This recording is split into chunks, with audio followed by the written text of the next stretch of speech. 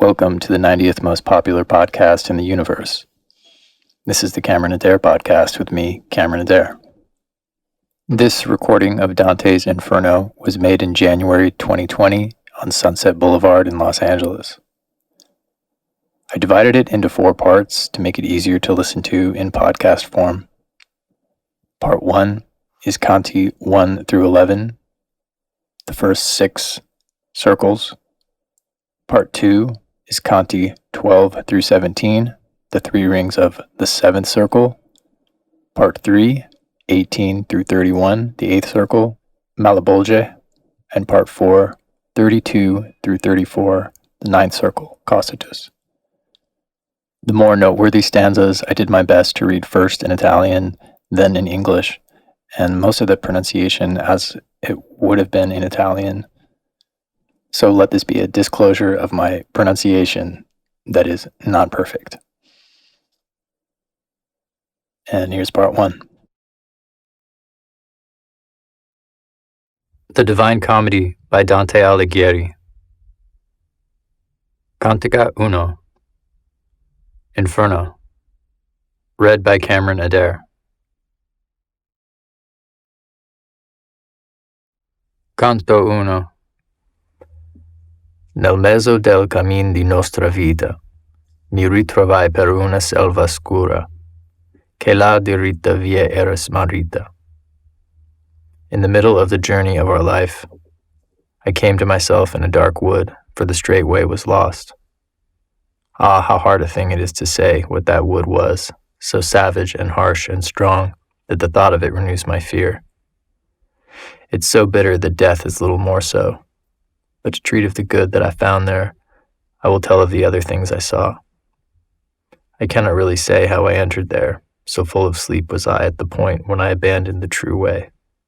But when I had reached the foot of a hill, where the valley ended that had pierced my heart with fear, I looked on high and saw its shoulders clothed already with the rays of the planet that leads us straight on every path.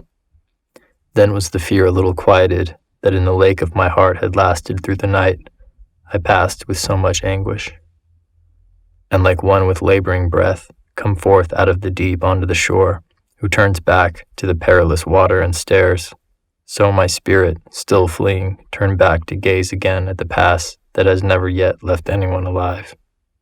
After I had little rested my weary body, I took my way again along that deserted slope, so that my halted foot was always the lower.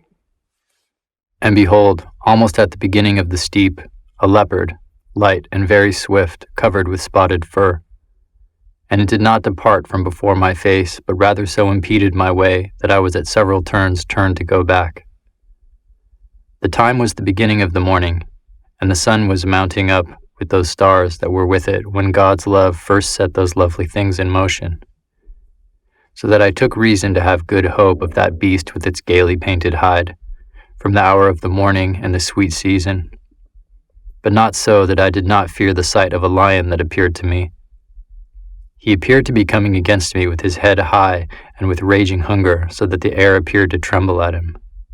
And a she-wolf that seemed laden with all cravings in her leanness, and had caused many peoples to live in wretchedness. She put on me so much heaviness with the fear that came from the sight of her, that I lost hope of reaching the heights. And like one who gladly acquires, and the time arrives that makes him lose, who in all of his thoughts weeps and becomes sad, so she made me, that restless beast, who, coming against me, little by little, was driving me back to where the sun is silent. While I was falling down into a low place, before my eyes, one had offered himself to me, who through long silence seemed hoarse. When I saw him in the great wilderness, "Miserere on me," I cried to him, "whatever you may be, whether shade or true man." He replied, "Not a man. I was formerly a man, and my parents were Lombards, Mantuans, both by birth. I was born sub Iulio, though it was late, and I lived in Rome under the good Augustus in the time of false and lying gods. I was a poet, and I sang of that just son of Anchises who came from Troy when proud Ilion was destroyed by fire. But you, why do you return to so much suffering? Why do you not climb the delightful mountain that is origin and cause of all joy? Now you are that Virgil, that fountain which spreads forth so broad a river of speech? I replied, with shamefast brow. O honor and light of the other poets, let my long study and great love avail me, that has caused me to search through your volume. You are my master and my author. You alone are he from whom I have taken the pleasing style that has won me honor. See the beast for which I have turned back. Help me against her, famous sage, for she makes my veins and pulses tremble. You must hold to another path, he replied, after he saw me weep, if you wish to escape from this savage place. For this beast at which you cry out lets no one pass by her way, but so much impedes him that she kills him. And she has a nature so evil and cruel that her greedy desire is never satisfied, and after feeding she is hungrier than before. Many are the animals with whom she mates, and there will be more still, until the greyhound shall come, who will make her die in pain. He will feed on neither earth nor pelf, but on wisdom, love, and power, and his birth will be between felt and felt. He will be the savior of that humble Italy, for which the virgin Camilla died of her wounds, and Euryalus, Turnus, and Nisus. He will drive her from every town until he has put her back in hell, whence envy first sent her forth. Thus, for your good, I think and judge that you shall follow me, and I shall be your guide, and I will lead you from here, through that eternal place, where you will hear the desperate shrieks, you will see the ancient suffering spirits, who all cry out at the second death, and you will see those who are content in the fire, because they hope to come, whenever it may be, to the blessed people. To whom then, if you shall wish to rise, there will be a soul more worthy of that than I. With her I shall leave you when I depart. For that emperor who reigns on high, because I was a rebel to his law, wills not that I come into his city. In every place he commands, and there he rules. There is his city and high throne. O happy the one he chooses to be there. And I to him, Poet, I beg you by that God, whom you did not know, so that I may flee this evil and worse, that you lead me where you have just now said, so that I may see the gate of St. Peter, and those whom you call so woebegone. Then he moved, and I followed after him.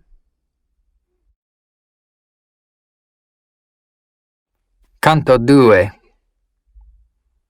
The day was departing, and the darkened air was releasing all living creatures on the earth from their toils, and I alone prepared myself to undergo the war both of the journey and of pity which memory unerring will depict. O Muses, O high wit, now help me. O memory that wrote down what I saw, here will your nobility appear. I began, Poet who are my guide, consider my strength, if it is powerful enough, before you entrust me to the deep pass. You say that the father of Silvius, still in corruptible flesh, went to the immortal realm and was there with his senses. Therefore, if the adversary of all evil was liberal to him, considering the high effect that was to come forth from him, and who and what he was, it does not seem unworthy to a man of intellect. For he, in the empyrean heaven, had been chosen to be father of Mother Rome and her empire. And Rome and her empire, to tell the truth, were established to be the holy place where the successor of great Peter is enthroned. Through this journey that you claim for him, he understood things that were the cause of his victory and of all papal mantle. Later, the chosen vessel went there to bring back strengthening for that faith which is the beginning of the way of salvation. But I, why come there, or who grants it? I am not Aeneas, I am not Paul, neither I nor others believe me worthy of that. Therefore, if I abandon myself to the journey, I fear lest my coming may be folly. You are wise, you understand better than I speak. And like one who unwills what he just now willed, and with new thoughts changes his intent, so that he draws back entirely from the beginning, so did I become on that dark slope, for, thinking, I gave up the undertaking that I had been so quick to begin. If I have well understood your word, replied the shade of that great-souled one, your soul is wounded by cowardice. which many times so encumbers a man that he turns back from honorable endeavor, as a false sight turns a beast when it shies. That you may free yourself from this fear, I will tell you why I came and what I heard in the first moment when I grieved for you. I was among those who are suspended, and a lady called me, so blessed and beautiful that I begged her to command me. Her eyes were shining brighter than the morning star, and she began to speak gently and softly, with angelic voice in her language. O courteous Mantuan soul, whose fame still lasts in the world and will last as far as the world will go, my friend, not the friend of fortune, on that deserted shore is so blocked in his journey that he has turned back for fear, and I am afraid that he may be already so lost that I have risen too late to help him, according to what I have heard of him in heaven. Now go, and with your ornamented speech and whatever else is needed for his escape, help him so that I may be consoled. I am Beatrice, who calls you to go. I come from the place where I long to return. Love has moved me and makes me speak. When I shall be before my Lord, I will praise you frequently to him. Then she was silent, and I began. O Lady of Power, through whom alone the human race rises above all the contents of that heaven whose circles are smallest. So pleasing to me is your command that obeying, had it already taken place, is slow. No more is needed than to unfold your desire. But tell me the reason why you do not shrink from coming down here into this center from the spacious place where you desire to return. Since you wish to know so deeply, I will tell you, in brief, she replied, why I do not fear to come inside here. Temer si dee di sole quelle cose, che hanno potenza di fare altrui male. Dell'altre no, che non son paruse. Io son fatta da Dio sua merche tale, che la vostra miseria non mi tange, ne fiamma d'esto un incendio non me sale. One must fear only those things that have the power to harm, not other things, for they are not fearful. I am made by God in his mercy such that your misery does not touch me. The flame of this burning does not assail me. There is a noble lady in heaven who grieves for this impediment to which I send you, so that she vanquishes harsh judgment there on high. She called Lucia in her request and said, Now your faithful one has need of you, and I put him in your hands. Lucia, enemy of all cruelty, moved and came to the place where I was sitting with the ancient Rachel. She said, Beatrice, true praise of God, why do you not help him who loved you so, who because of you came forth from the common herd? Do you not hear the anguish of his weeping? Do you not see the death that attacks him there, by the torrent where the sea has no boast? In the world there have never been persons so swift to seek their advantage or to flee their loss as I, after hearing such words spoken, came down here from my blessed throne, trusting in your virtuous speech, which honors you and those who have heeded it. After she had spoken all this to me, she turned her shining eyes, shedding tears, which made me quicker to come here. And I have come to you, as she willed. From before that beast I have taken you, that deprived you of the short path up the mountain. Therefore, what is it? Why do you stand still? Why do you nurse such cowardice in your heart? Why do you not have boldness and freedom? Seeing that 3 such blessed ladies have a care for you in the court of heaven, and my speech promises you so much good. As little flowers, bowed and closed in the chill of night, when the sun whitens them, straighten up, all open on their stems, so did I become with my tired strength, and so much good boldness ran to my heart that I began like a person freed. Oh, full of pity, she who has helped me, and you, courteous, who have quickly obeyed the true words she offered you. Your words have so filled my heart with desire to come with you that I have returned to my first purpose. Now go, for one same will is in both. You are leader, you are Lord, and you master, so I said to him. And when he had set forth, I entered upon the deep, savage journey. Canto III. Per me si va nella città dolente, per me si va l'eterno dolore, per me si va tra la perduta gente. Giustizia Mose il mio alto fattore, fecemi la divina podestate, la somma sapienza il primo amore. Dinanzi a me non fuor cose create, se non eterne io eterno duro, lasciate ogni speranza voi che entrate. Through me the way into the grieving city, through me the way into eternal sorrow, through me the way among the lost people. Justice moved my high maker, divine power made me, highest wisdom and primal love. Before me no things were created, except eternal ones, and I endure eternal. Abandon every hope, you who enter.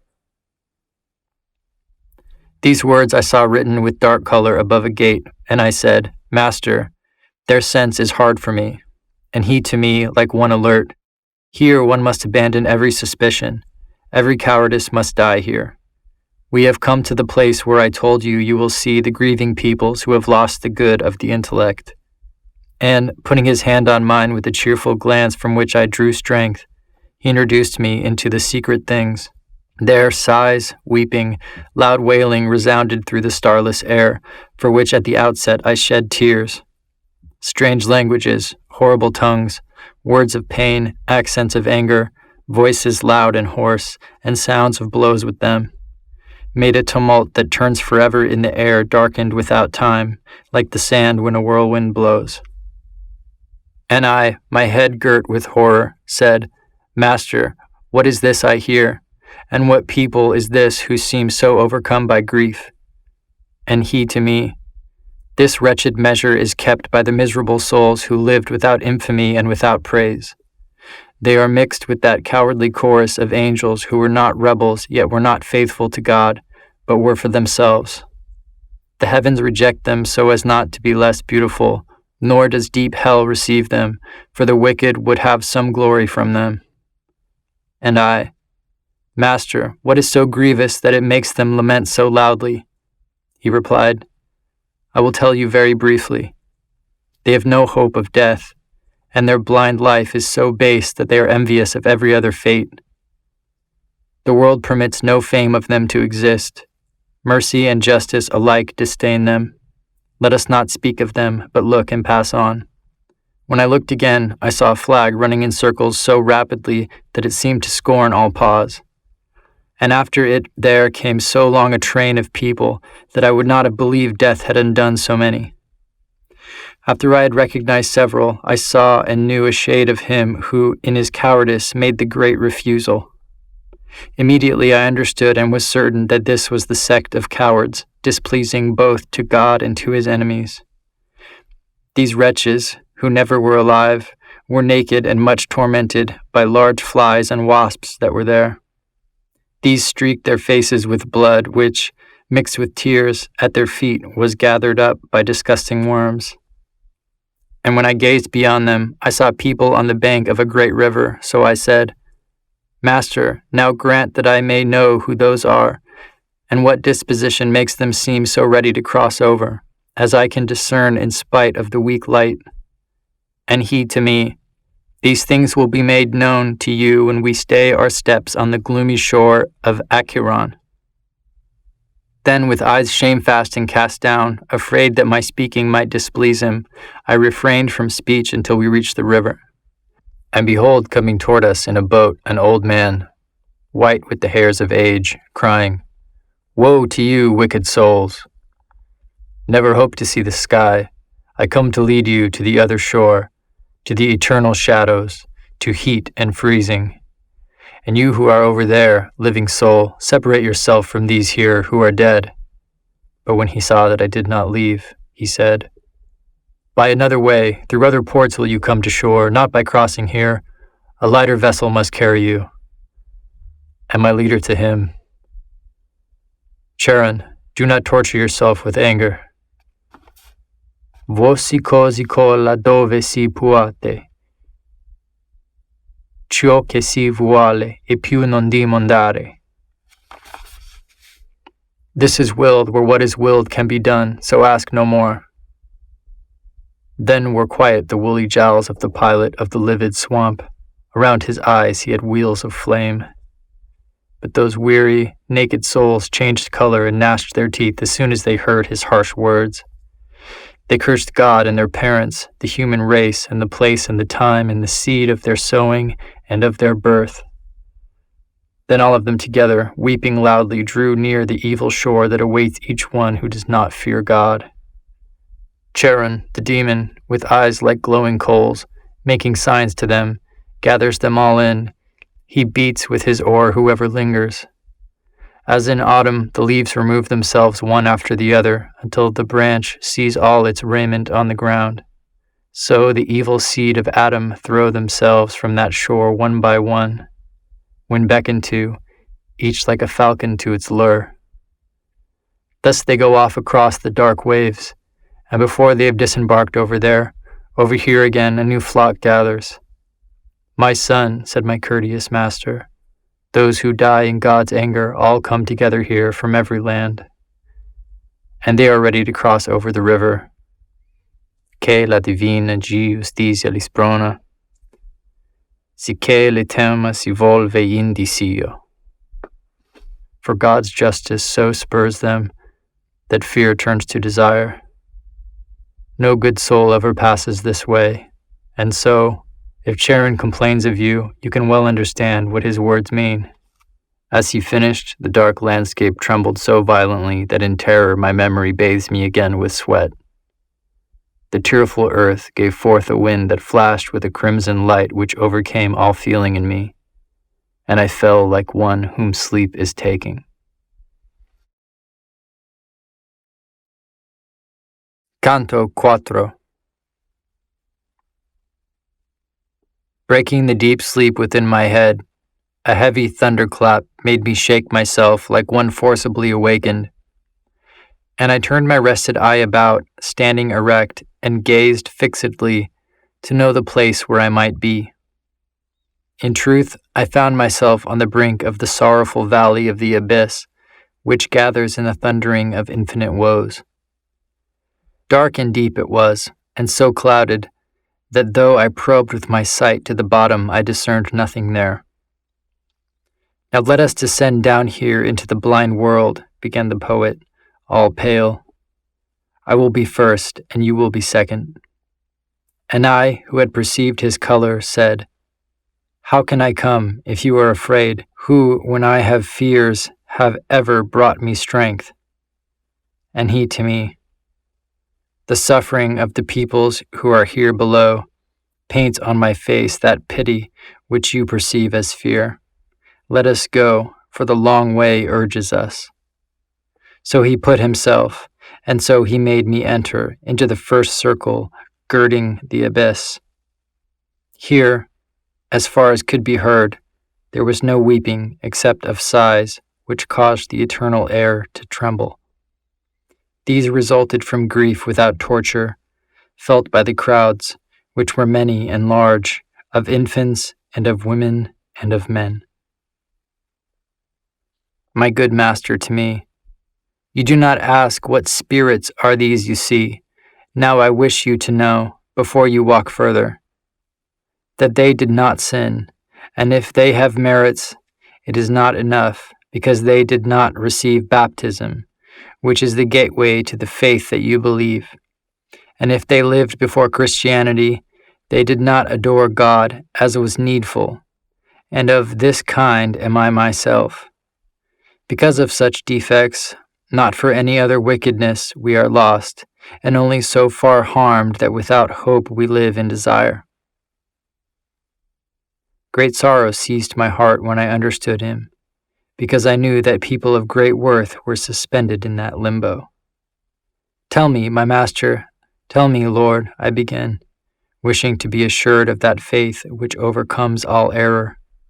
Has anyone ever gone forth from here, either through his own merit or through another, so as to become blessed? And he who understood my veiled speech replied, I was still new in this condition when I saw a powerful one come, crowned with a sign of victory. He led forth from here the shade of our first parent, of Abel his son, and that of Noah, Moses, lawgiver and obedient, Abraham the patriarch and David the king, Israel with his father and his children, and Rachel, for whom he did so much, and many others, and he made them blessed. And I would have you know that before them no human spirits were saved. We did not cease walking because he spoke, but kept on passing through the wood, I say, of crowding spirits. Our way had not led far from where I had slept, when I saw a fire that overcame a hemisphere of shadows. We were still some distance from it, but not so far as to keep me from discerning in part that people worthy to be honored possessed the place. O you who honor knowledge and art, who are these who receive so much privilege as to be separated from the manner of the others? And he to me, the honor with which their names resound up in your life wins grace in heaven that thus advances them. Meantime a voice was heard by me, honor the highest poet, his shade returns, that had departed. When the voice had ceased and was silent, I saw 4 great shades coming toward us. Their expression was neither sad nor happy. My good master began to speak. Behold the one with that sword in his hand, coming in front of the other 3, as if their lord. That is Homer, the supreme poet. The next is Horace, the satirist. Ovid is the 3rd. And the last, Lucan. Because they all share with me that name which the single voice pronounced, they do me honor, and in this they do well. So saw I come together the lovely school of that lord of highest song, who soars above the others like an eagle. When they had spoken together for a time, they turned to me with sign of greeting, and my master smiled at that. And they did me an even greater honor, for they made me one of their band, so that I was 6th among so much wisdom.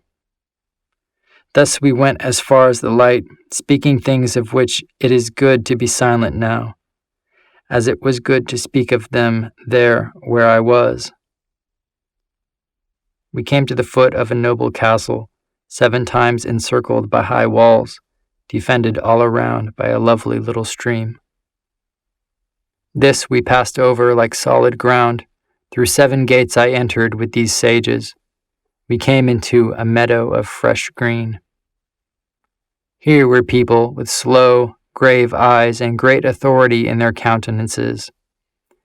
They spoke seldom and with soft voices.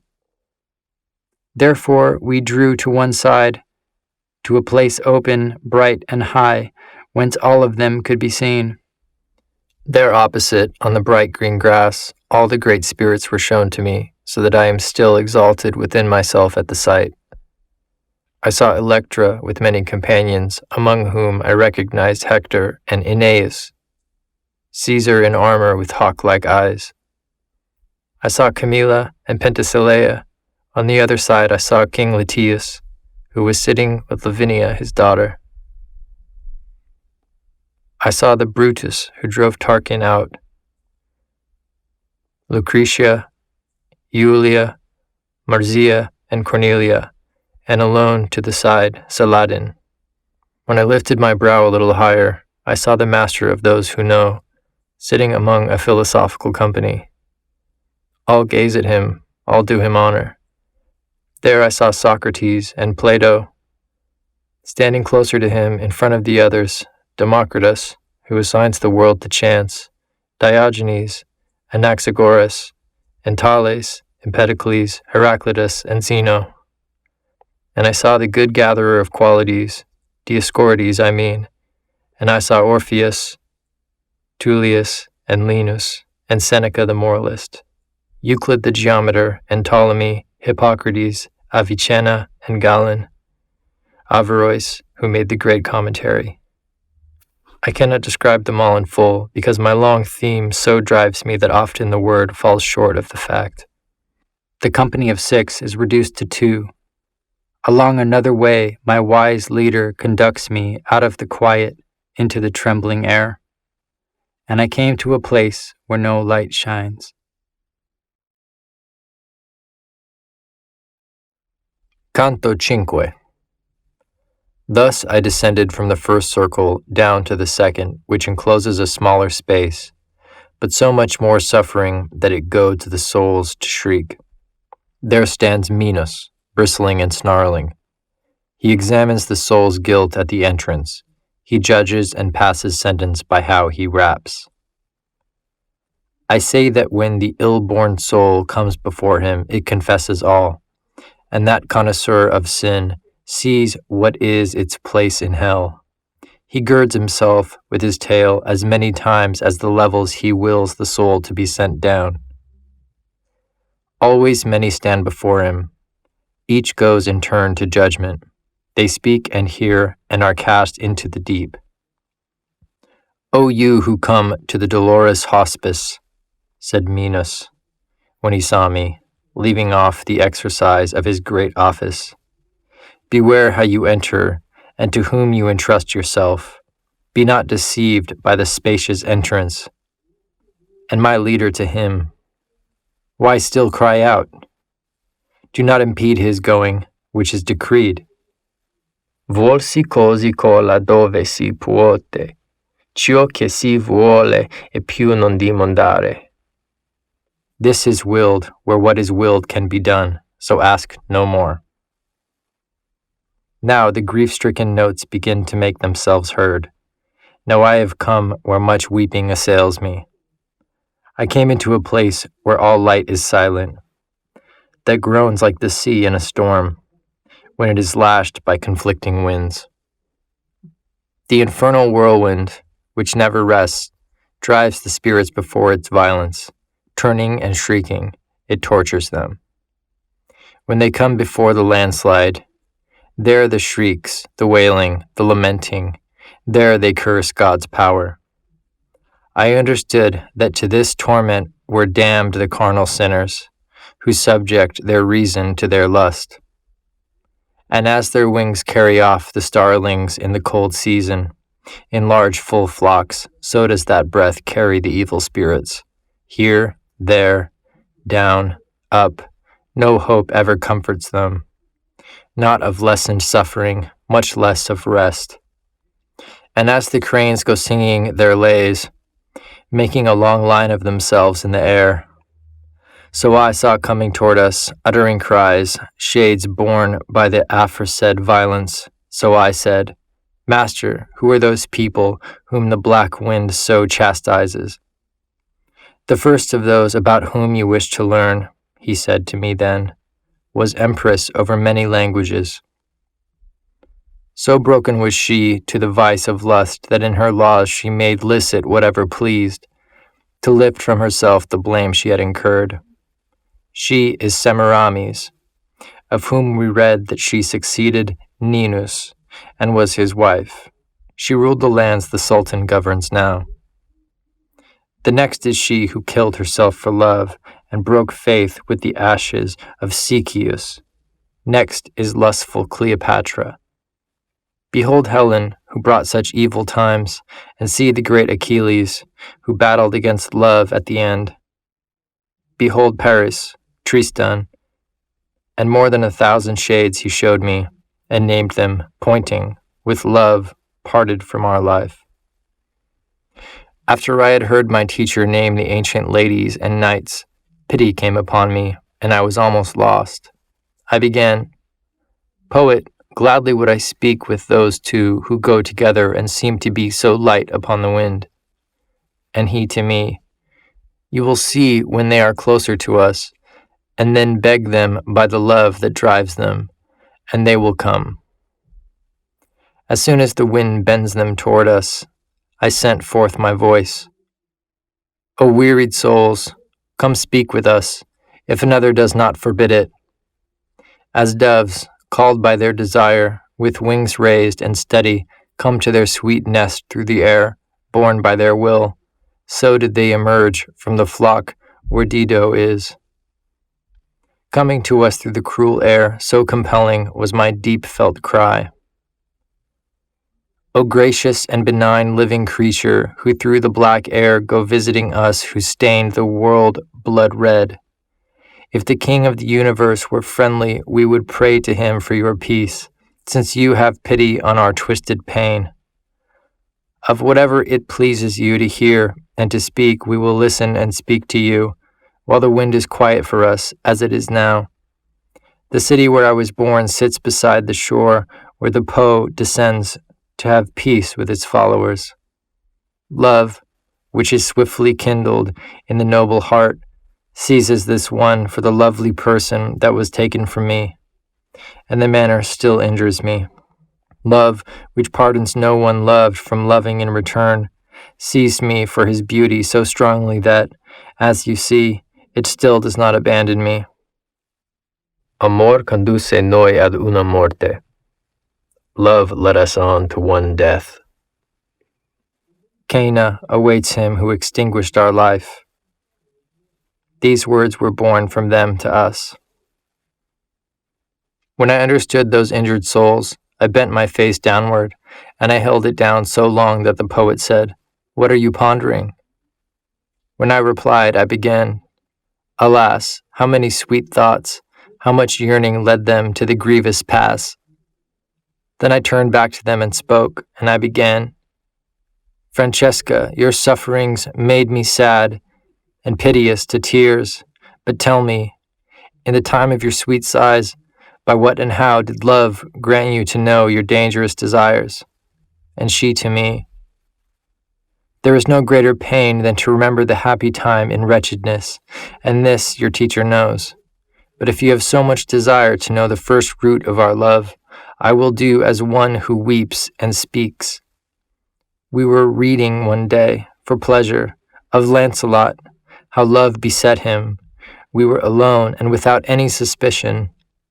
Many times that reading drove our eyes together and turned our faces pale, but at one point alone was the one that overpowered us. When we read that the yearned for smile was kissed by so great a lover, he, who will never be separated from me, kissed my mouth, all trembling. Galeotto was the book, and he who wrote it. That day we read there no further. While one spirit said this, the other was weeping, so that for pity I fainted as if I were dying, and I fell as a dead body falls. Canto VI. When consciousness returned, after closing itself up before the pity of the two in-laws, which utterly confounded me with sadness, new torments and new tormented ones I see around me wherever I walk, and wherever I turn, and wherever I look. I'm in the third circle, with the eternal, cursed, cold, and heavy rain. Its rule and quality never change. Great hailstones, filthy water, and snow pour down through the dark air. The earth stinks that receives them. Cerberus, cruel, monstrous beast, with 3 throats, barks dog-like over the people submerged there. His eyes are red, his beard greasy and black, his belly large, and his hands have talons. He claws the spirits, flays and quarters them. The rain makes them howl like dogs. They make a shield for one of their sides with the other. Cast out wretches, they turn over frequently. When Cerberus, the great worm, caught sight of us, he opened his mouths and showed his fangs. Not one of his members held still. And my leader opened his hands, took up earth, and with both fists full threw it into those ravenous pipes. Like a dog that baying hungers and is silent once he bites his food, for he looks and struggles only to devour it, so became those filthy snouts of the demon Cerberus, who thunders over the souls so that they wish they were deaf. and we were placing our souls on their emptiness that seems a human body. They were lying on the ground, all of them, save one who raised himself to sit as soon as he saw us passing before him. "O you who are led through this hell," he said to me, "recognize me if you can. You were made before I was unmade." And I to him, "The anguish that you have perhaps drives you from my memory, so that it does not seem I have ever seen you. But tell me who you are put here in so painful a place, and have such a punishment that if any is greater, none is so disgusting." And he to me, "Your city, which is so full of envy that the sack already overflows, kept me with her during my sunny life. You citizens called me Chiaco. Because of the damnable sin of the gullet, as you see, I am broken by the rain. And I, wretched soul, am not alone, for all these endure similar punishment for similar guilt." And he spoke no further word. I replied, "Chiaco, your trouble weighs on me so that it calls me to weep, but tell me, if you know, to what will come the citizens of the divided city, if any there is just, and tell me the reason so much discord has assailed it." And he to me, "After much quarreling they will come to blood, and the party from the woods will drive out the other with much harm. Then later this party must fall within 3 suns and the other rise, with the power of one who now hugs the shore. Long will they hold high their brows, keeping the others down under heavy weights, no matter how they weep or are shamed. 2 are just, and no one heeds them. Pride, envy, and greed are the 3 sparks that have set hearts ablaze." Here he put an end to the tearful sound, and I to him, "Again, I wish you to instruct me and make me the gift of further speech. Farinata and Tegiaio, who were so worthy, Iacopo Rusticucci, Arijo, and Mosca, and the others who turned their wits to doing well, tell me where they are, and cause me to know them. For great desire urges me to understand if heaven sweetens or hell poisons them." And he, "They are among the blacker souls. Various sins weigh them toward the bottom. If you descend so far, you can see them there. But when you are back in the sweet world, I beg you, bring me to people's minds. No more do I say to you, and no more do I answer you." His direct eyes then he twisted into oblique ones. He stared at me a little, and then bent his head. With it he fell level with the other blind ones. And my leader said to me, "Never again will he arise this side of the angelic trumpet. When he will see the enemy governor, each will see again his sad tomb, will take again his flesh and his shape, will hear what resounds eternally."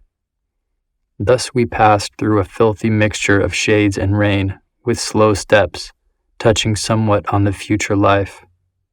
So I said, "Master, these great torments, will they grow after the great judgment, or will they be less or equally hot?" And he to me, "Return to your philosophy, which teaches that the more perfect a thing is, the more it feels what is good, and the same for pain. Even though these cursed people will never enter into true perfection, on that side they can expect to have more being than on this." We followed that path in a curve, speaking much more than I recount. We came to the point where it descends. There we found Plutus, the great enemy. Canto VII. Pape Satan, Alepe, began Plutus, with his clucking voice, and that noble sage who knew all things said, to strengthen me, "Let not your fear harm you, for whatever power he may have shall not prevent us from going down this cliff." Then he turned back to that swollen face and said, "Silence, cursed wolf, consume yourself with your rage within. Not without cause is our descent to the depths. It is willed on high, where Michael avenged the proud onslaught. As when sails swollen by the wind fall tangled, when the mast gives way, so did that cruel beast fall to earth. So we descended into the 4th pit, taking in more of the sorrowing bank, that bags all the evil of the universe. Ah, justice of God, who stuffs in so many strange travails and punishments as I saw, and why does our own guilt so destroy us, as the waves do there above Carides, breaking over each other as they collide, so the people here must dance their round. Here I saw people more numerous than before, on one side and the other, with great cries rolling weights by the force of their chests. They would collide, and then right there each one, reversing directions, would look back, crying, "Why do you hold?" and "Why do you toss?" Thus they would return around the dark circle on either hand to the point opposite, again shouting at each other their shameful meter.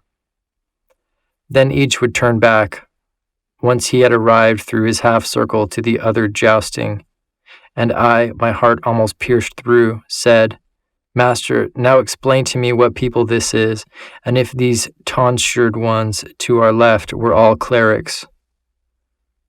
And he to me, "Every one of them was so cross-eyed of mind in the first life that no measure governed their speaking. Very clearly do their voices bay it out, when they come to the 2 points of the circle where their opposing faults disjoin them. These were clerics, who have no hairy covering to their heads, and popes and cardinals, in whom avarice does its worst." And I, "Master, among this last kind, I should certainly be able to recognize some who were soiled with those ills." And he to me, "You are gathering empty thought. The undiscerning life that befouled them makes them dark now to all recognition. For eternity they will come to the 2 buddings. These will rise from the tomb with closed fists, these with hair cut short. Bad giving and bad keeping has deprived them of the lovely world and set them to this scuffling. Whatever it is, I predify no words for it.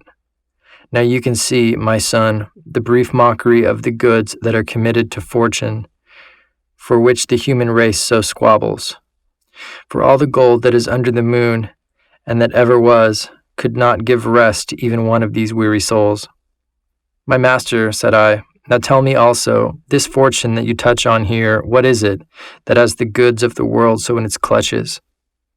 And he to me, "O foolish creatures, how great is the ignorance that injures you. Now I would have you drink in my judgment.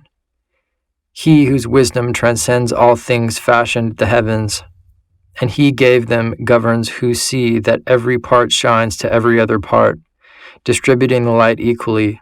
Similarly, for worldly splendors he ordained a general minister and leader, who would transfer from time to time the empty goods from one people to another, from one family to another, beyond any human wisdom's power to prevent. Therefore, one people rules and another languishes, according to her judgment that is hidden like the snake in grass. Your knowledge cannot resist her. She foresees, judges, and carries out her rule as the other gods do theirs. Her permutations know no truce. Necessity makes her swift. So thick come those who must have their turns. This is she who is so crucified even by those who should give her praise, wrongly blaming and speaking ill of her. But she is blessed in herself and does not listen. With the other first creatures, she gladly turns her sphere and rejoices in her blessedness. But now let us go down to even greater pity. Already every star is falling that was rising when I set out, and too long a stay is forbidden. We cut across the circle to the other shore, beside a spring that boils and spills into a ditch leading away from it. The water was much darker than purple, and we, beside the murky wave, entered a strange descending path. Into the swamp called Styx goes this sad stream, when it has come down to the foot of the evil gray slopes. And I, gazing intently, saw people muddied in that slough, all naked, with indignant expressions. They kept striking each other, and not only with hands, but with head and breast and feet, tearing each other apart with their teeth, piece by piece. My kind master said, "Son, Now behold the souls of those whom anger vanquished, and I would have you believe, too, as a certainty, that under the water are people who are sighing, making the water bubble at the surface, as your eye will tell you whenever it turns. Fixed in the mire, they say, we were gloomy in the sweet air that the sun makes glad, bearing within us the fumes of sullenness. Now we languish in the black slime. This hymn they gurgle in their throats, for they cannot fully form the words. So we wound about a large arc of the filthy swamp, between the dry bank and the wetness, our eyes turned on those who swallow mud. We came to the foot of a tower at the last.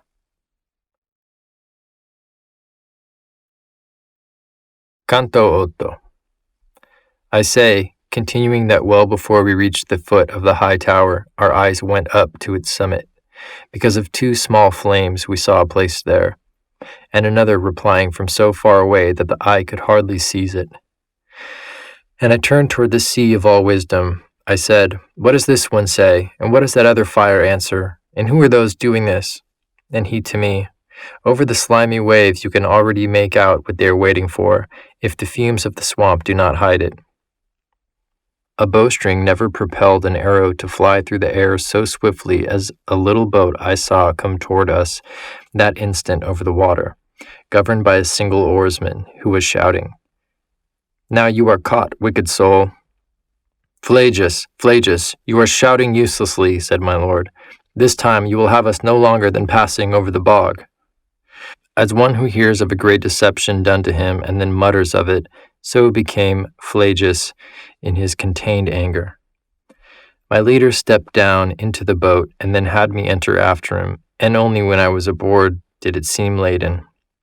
As soon as my leader and I were in the bark, the ancient prow set forth, cutting more of the water than it does with others. While we were coursing the dead channel, before me rose up one covered with mud, who said, who are you, who come before your hour? And I to him, if I come, I do not remain, but who are you, who have become so foul? He replied, you see that I am one who weeps.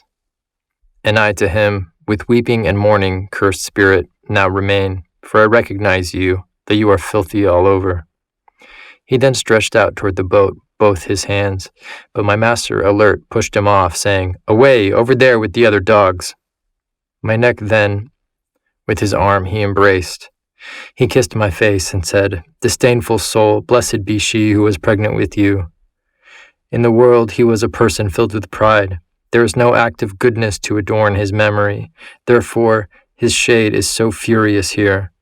How many consider themselves great kings up above, who here will be like pigs in the mire, leaving behind horrible dispraise of themselves.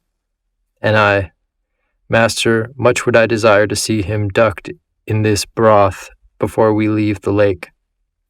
And he to me, before the shore lets itself be seen, you will be satisfied. It is fitting that such desire be fulfilled. A little later, I saw him torn apart by those muddy people in such a way that I still praise God and thank him for it. All were crying, Ad Filippo Argenti, and the wild Florentine spirit turned on himself with his teeth. There we left him. I tell no more of him, for my ears were now struck by a shrieking that made me open wide my eyes, intent on what lay ahead. My good master said, now, my son, we approach the city whose name is Din, with the weighty citizens, the great host. And I, master, already I discern its mosques there, clearly within the moat, as red as if they had just come out of the fire. And he said to me, the eternal fire that burns within it makes them glow red, as you see in this lower hell. Now we arrived within the deep moats that fortify that unconsolable city. The walls seemed to me to be of iron. Not without first making a large circle did we reach a place where the pilot loudly cried, get out, here's the entrance. At the gate I saw more than 1,000 that had rained down from heaven, who were saying angrily, who is he there that without death goes through the kingdom of the dead? And my wise master made a sign that he wished to speak with them secretly. Then they restrained somewhat their great disdain and said, You come alone, and send him away, who so boldly entered this kingdom. Let him return alone along his foolhardy path. Let him try if he can, for you will remain here, who have escorted him across so dark a territory. Think, reader, if I became weak at the sound of those cursed words, for I did not believe I would ever return here. Oh, my dear leader, who more than 7 times have kept me safe and saved me from deep peril that stood against me, do not leave me, I said, so undone, and if passing further is denied us, let us retrace our footsteps quickly together.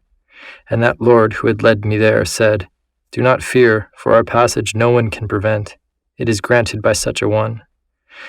But here await me, and strengthen your weary spirit, feeding it with good hope, for I will not leave you in the underworld. Thus my sweet father goes off and abandons me there, and I remain in doubt, for yes and no quarrel in my head. I could not hear what he proffered them, but he hardly stood with them there, before they vied to run back inside. They closed the gate, those adversaries of ours, in my lord's face, who remained outside and turned back to me with slow steps. His eyes were on the ground, his brow shorn of all boldness, and he was saying, as he sighed, who has denied me the sorrowing houses? And to me he said, you, though I am angered, do not be dismayed, for I will overcome this test.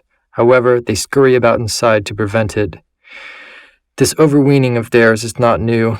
They used it once before at a less secret gate, which still cannot be barred. Above it you saw the dead writing. And already, on this side of it, there comes down the slope, passing through the circles without a guide, such a one that by him the city will be open to us. Canto IX. The color that cowardice brought out on my face, seeing my leader turn back, caused him more quickly to master his own new pallor. He stood still, attentive, like one who listens, for his glance could not go far through the black air and the thick fog. Still, we must win the fight, he began. If not, such a one was offered to us. Oh, how long it seems to me until someone arrives. I saw well how he covered up his beginning with what came next, words different from the first. But nonetheless, his speech made me afraid, so I drew from his truncated words a meaning worse than perhaps they held. Into this depth of the sad pit does anyone from the first level ever come? Of those whose only punishment is to have hope cut off? Such was my question, and rarely does it happen, he replied, that any of us makes the journey I am taking. It is true that I have been down here once before, conjured by that harsh Erito who calls souls back to their bodies. My flesh had been naked of me only a little while, when she made me enter those walls to bring up a spirit from the circle of Judas. That is the lowest place and the darkest and the farthest from the sky that turns all things. Well do I know the way, therefore be free of care. This swamp that breathes forth the great stench girds the grieving city all about, where now we cannot enter without wrath.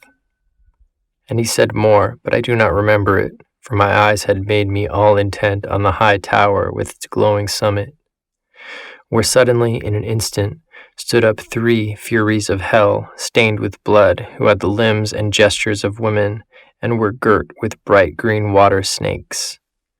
Little asps and horned serpents they had for hair, which wound about their fierce temples. And he who well knew the maidservants of the Queen of Eternal Weeping, look, he told me, at the ferocious Oreneus. This is Magira on the left. She who weeps on the right there is Aleto. Tisiphone is in the middle, and he fell silent. With her nails each was tearing at her breast. They beat themselves with their palms and shrieked so loudly that for fear I drew closer to the poet. Let Medusa come, so we will turn him to concrete, they were all saying, looking down. We did ill in not avenging on Theseus his attack. Turn around and keep your eyes closed, for if the Gorgon appears and you should see her, there would never be any going back up." So spoke my master, and he himself turned me, and he did not stop with my hands, but closed me up with his own as well. O you who have sound intellects, gaze on the teaching that is hidden beneath the veil of the strange verses. And already, over across the turbid waves, came the crashing of a fearful sound, at which both the banks were shaking. Not otherwise then of a wind made impetuous by conflicting heats, that strikes the wood and without any resistance shatters the branches, beats them down, and carries them away. Full of dust it goes proudly on, and makes the beasts and shepherds flee. He loosened my eyes and said, "Now direct your beam of sight out over that ancient foam, there where the smoke is darkest, like frogs before the enemy snake, who scatter themselves through the water until each huddles on the bottom. So saw I more than 1,000 shattered souls fleeing before one who was walking across sticks with dry feet. From his face he was moving that greasy air, waving his left hand before him frequently, and only of that discomfort did he seem weary. Well did I perceive that he was sent from heaven, and I turned to my master, who made a sign that I should stand still and bow to him. Ah, how full of disdain he seemed to me! He came to the gate, and with a little wand he opened it, for nothing held it. O driven forth from heaven, despised people, he began on the horrid threshold. How is this overweening nursed in you? Why do you kick back against that will whose ends can never be cut short, and which has many times increased your suffering? What is the good of butting against fate? Your Cerberus, if you remember, still has his chin and gullet stripped because of it." Then he turned back along the filthy way, and said not a word to us. He had the look of a man whom other cares urge and gnaw than his who stands before him, and we directed our feet toward the city, unafraid after the holy words. We entered in without any battle, and I, in my desire to examine the conditions enclosed by such a fortress, as soon as I was inside, sent my eye around, and I see on every hand a broad plain full of grief and harsh torments. As at Arli, where the Rhone makes its delta, as Pola, neither Canaro, that encloses Italy and bathes its boundaries. Tombs variegate the place, so they did here on every side, except that the manner was more bitter. For among the tombs flames were scattered, by which they were so entirely fired that no art asks for iron that is hotter. All their covers were lifted, and from them came forth laments so grievous that they surely seemed those of wretched suffering within. And I, Master, who are the people buried within these arks, who make themselves heard with anguished sighs? And he to me, Here are the chiefs of heresies with their followers of every sect, and much more than you believe are the tombs laden. Like with like is buried here, and the monuments are more and less hot. And when he had turned to the right, we passed between the torments and the high battlements.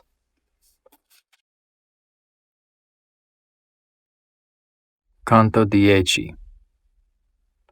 Now my master walks along a secret path between the wall of the city and the torments, and I at his back.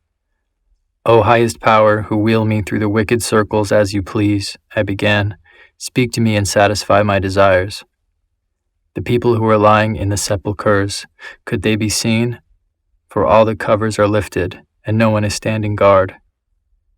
And he to me, all will be closed when from Josaphat they return with the bodies they left up there. Epicurus and his followers have their cemetery in this part, who make the soul die with the body. Therefore your request will soon be satisfied here within, and also the desire you leave unspoken. And I, kind leader, I hide my heart from you only in order to speak briefly, and you have so inclined me, not only just now. O Tuscan, who through the city of fire, alive, walk along speaking so modestly. Let it please you to stop in this place. Your speech makes you manifest as a native of that noble fatherland to which perhaps I was too harmful. Suddenly this sound came forth from one of the arcs. Therefore I shrank, afraid, somewhat closer to my leader. And he said, "Turn, what are you doing? See there, Farinata, who has stood erect. From the waist up you will see all of him." I had already fixed my eyes in his, and he was rising up with his breast and forehead as if he had hell in great disdain. And the sprinted, quick hands of my leader pushed me among the sepulchres toward him, saying, "Let your words be counted." When I stood at the foot of his tomb, he gazed at me a little, and then, as if scornful, asked me, "Who were your forebears?" I, desiring to obey, did not hide it, but opened it all to him, and he raised his brows a little upwards. Then he said, "Fiercely were they opposed to me and to my ancestors and to my party, so that twice I scattered them." "If they were driven out, they returned from every side," I replied, "the first time and the second, but your people did not learn that art well." Then a shade rose up, discovered to sight as far as the chin, alongside the first one. I think it had risen to its knees. It looked around me, as anxious to see whether another were with me, and after its peering was entirely spent, weeping, it said, "If through this blind prison you are going because of height of intellect, where is my son, and why is he not with you?" And I to him, "I do not come on my own. He who is waiting over there leads me through here, perhaps to one your Guido had in disdain." His words and the manner of his punishment had already read to me his name. Therefore was my reply so full. Of a sudden risen to his feet, he cried, "How did you say? He had?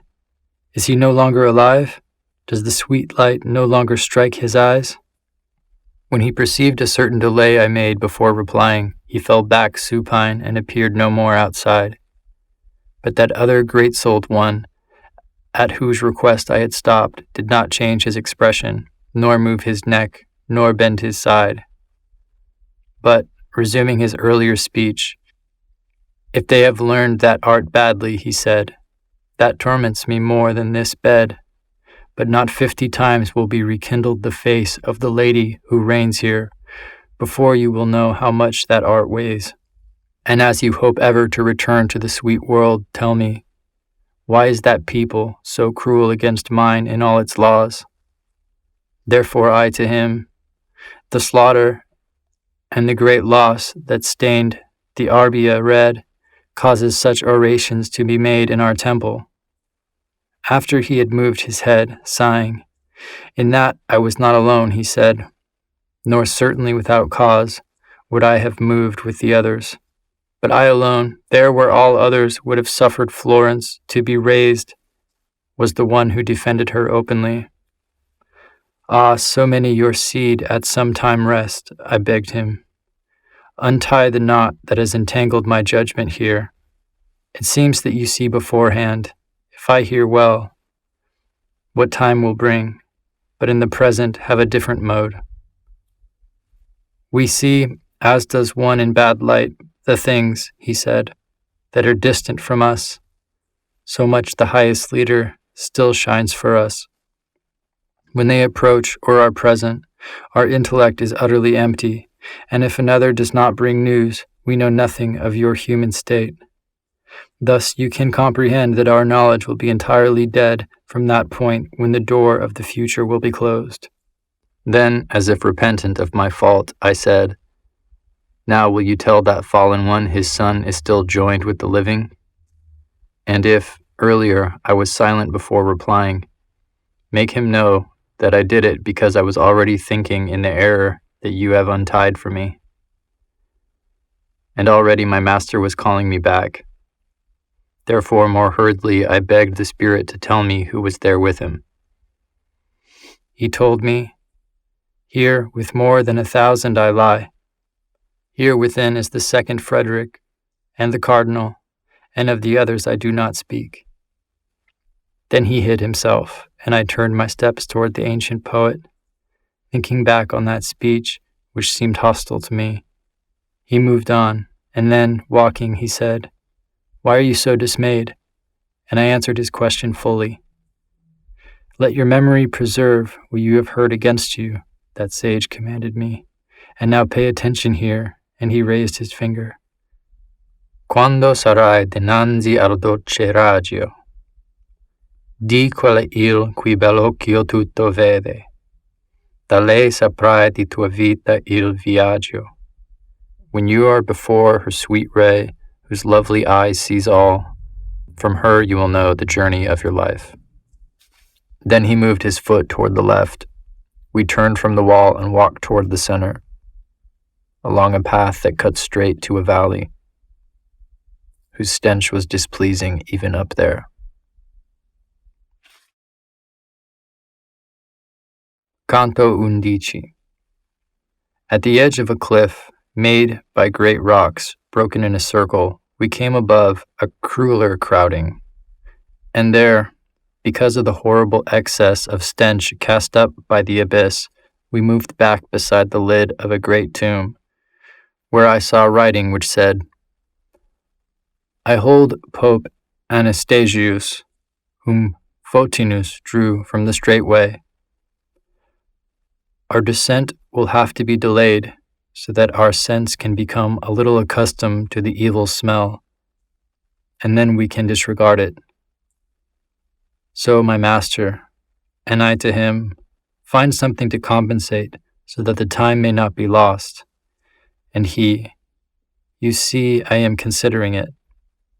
My son, within these rocks," he then began to say, "are 3 smaller circles, descending step by step, like those you are leaving. All are full of cursed spirits, but so that later the mere sight of them may suffice, hear how they are constricted and why.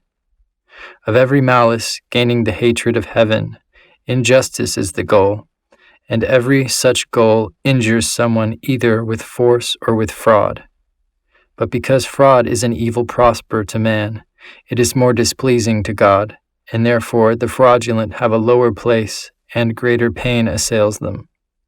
Of the violent the first circle is full, but because violence can be directed against 3 persons, the circle is divided and constructed in 3 subcircles. To God, to oneself, and to one's own neighbor, one can do violence, that is, to them and to their possessions, as you will hear with clear reason. Death by violence and painful wounds can be inflicted on one's neighbor and on his possessions ruin, fires, and wrongful extortion. Thus, homicides and whoever wrongfully strikes, spoilers, and bandits, all are tormented in the first subcircle in different groups. One can turn a violent hand against oneself or one's own possessions. Therefore, in the second subcircle, each must uselessly repent whoever deprives himself of your world, or utterly squanders and undermines his wealth, and weeps where he should be happy. One can use force against the deity by denying it and cursing it in one's heart, or by scorning nature and its goodness. And therefore the smallest subcircle stamps with its seal Sodom and Cahors, and whoever speaks with scorn of God in his heart. Fraud, which bites at every mind, a man can use against one who trusts him, or against one who has in his purse no cause for trust. This latter mode seems to cut solely into the bond of love that nature makes. Thus, in the second circle, find their nest hypocrisy, flattery, casters of spells, impersonators, thievery, and simony, panders, embezzlers, and similar filth. The former mode forgets the love that nature makes, and also that which is added to it, from which special trust is created. Thus, in the smallest circle, at the point of the universe where Dis is enthroned, whoever is a traitor is eternally consumed. And I, Master, your reasoning proceeds most clearly and divides very well this pit and the people it possesses. But tell me, those of the greasy swamp, those driven by the wind and beaten by the rain, and those who collide with such harsh words, why are they not punished inside the ruddy city, if they are under God's wrath, and if not, why are they treated so? And he to me, why does your wit, he said, so wander from its usual course, or where does your mind gaze mistaken? Do you not remember the words with which your ethics treat so fully the three dispositions that heaven refuses? Incontinence, malice, and mad bestiality, and how incontinence offends God less and acquires less blame? If you consider this judgment well and bring to mind who those are that undergo their penitence higher up and outside, you will see clearly why they are separated from these wicked ones and why God's justice hammers them less wrathfully. O sun that heals every clouded sight, you content me so when you resolve questions. That doubting is no less pleasurable than knowing.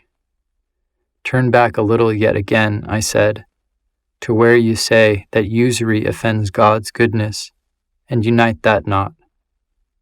Philosophy, he said, to one who understands it, notes, and not merely in one place, how nature takes its course from the divine intellect and art.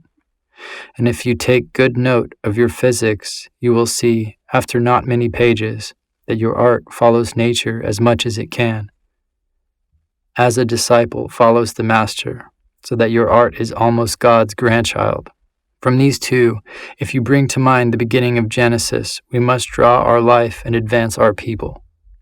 And because the usurer holds another way, he scorns nature in herself and in her follower, since he puts his hope in something else. But follow me now, for I desire to go. The fishes are wriggling up over the horizon, and the wain lies entirely above the northwest wind, and it is far to the place where we must climb down this bank.